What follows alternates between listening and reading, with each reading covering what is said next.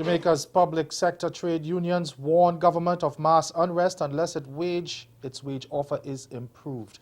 And in sport, the World T20 champions surrender series to New Zealand. I'm Ricardo Roberts and this is Caribbean in 10 for Wednesday, January 3rd, 2018. I'll be back with the details in just a moment. Did you know that a strategy has been developed to help improve the region's education and human resources? You didn't? Well, the HID strategy, as it is called, will guide CARICOM in how it delivers quality education and training to the people of the region. The strategy has been crafted by a group of experts called the HRD Commission. Consultations have been done across the region to get your input. Do you know that none of us will be left behind? The HRD strategy is important to all of us, students, parents, and employers. It will prepare the region, especially the youth, for the 21st century economy and society. The HRD strategy, unlocking Caribbean human potential.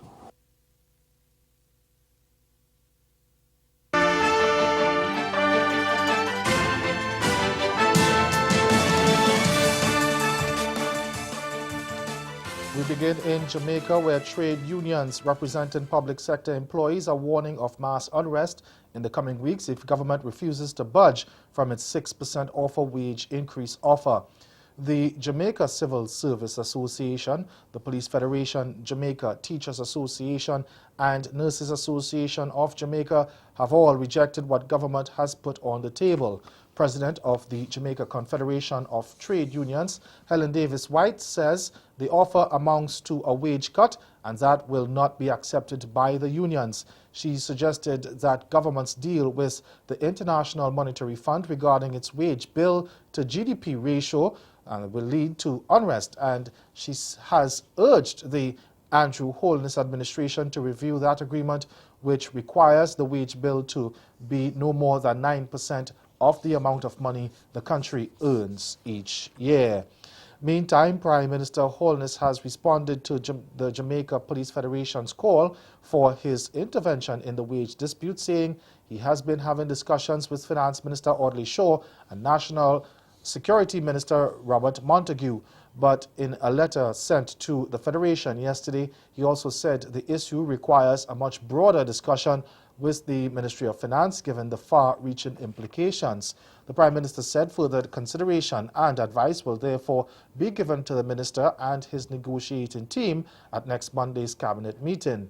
And this morning, the Jamaica Teachers Association was scheduled to meet with the Ministry of Finance to continue its wage negotiations. The association last month threatened to take industrial action when the school term resumes next week if the government does not provide an improved wage offer.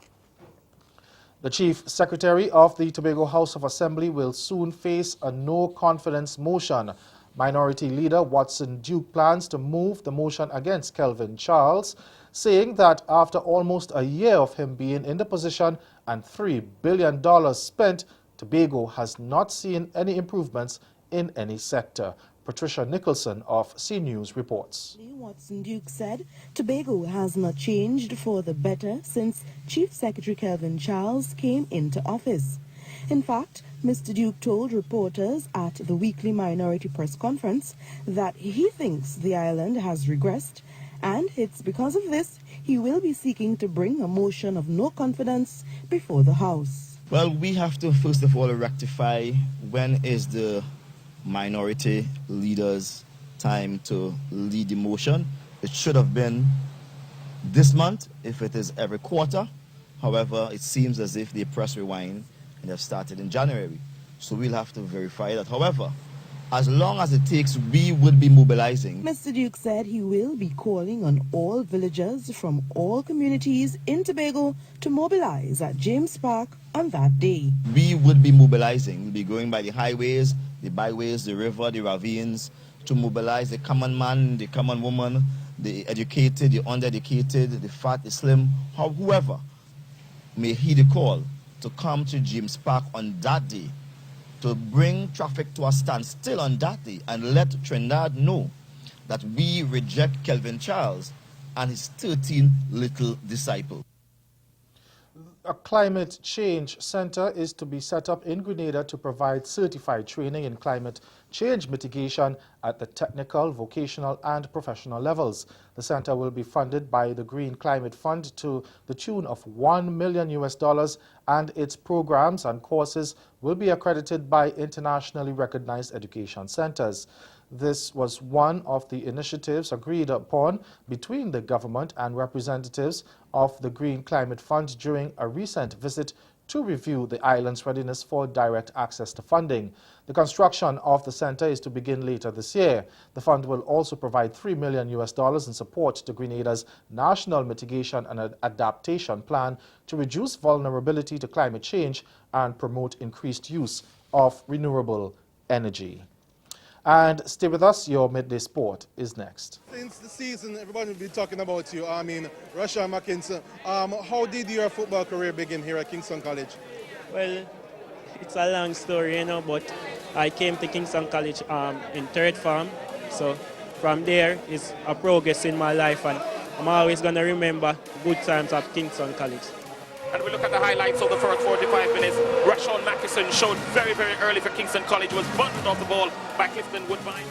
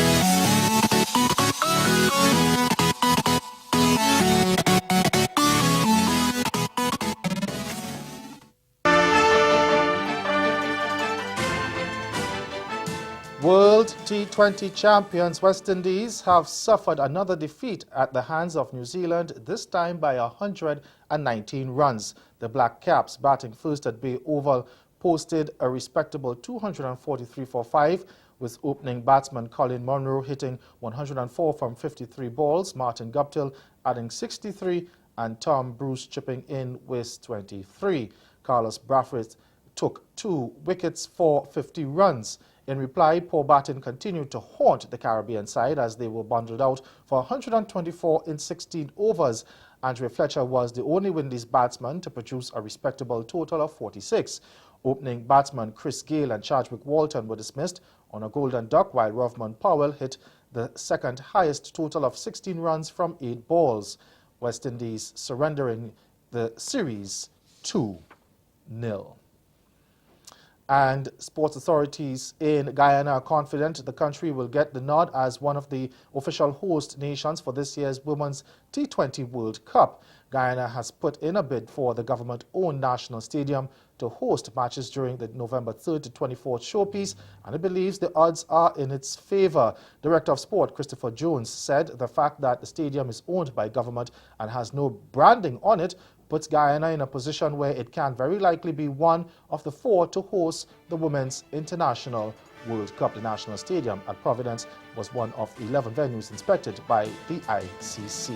That's Caribbean in 10. Join us again at 6:30 for Caribbean Newsline. Good afternoon.